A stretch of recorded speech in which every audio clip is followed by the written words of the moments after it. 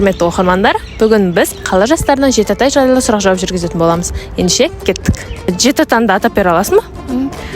Талғат, Бекқасым, Толысбай, Мархабай, Архабай, Нарбота, Жамбота. Сәлем, саған бір сұрақ қойсам, жалпы Жетіатанды білесің ба, атап бере аласың ба? Я білем. Атап берші. Қайрат, Тұрдығұл, Бердіғұл, Айтболсын, Жаңабай, Базарбай, соған. Жігіттер, жалпы Жетіата туралы білесіңдер ма? Атап бере аласың ба Жетіаталарыңды? Иә.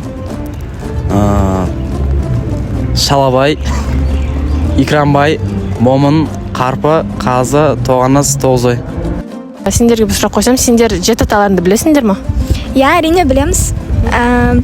Жандарбек, Дәулетбек, Кәрім, Өмірсерік, Назарбай, Базарбай. Сәлем, саған бір сұрақ қойсам, жалпы Жетіатаны білесің ба, атап бере аласың ба? Атап бере алам.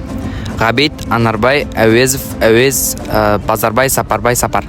Жетіата қазақ халқының ежелден келе жатқан шежірелік жүйесі.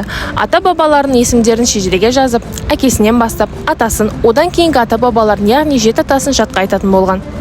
Осылардан тараған ұрпақтар бір атаның балалар болып есептелген.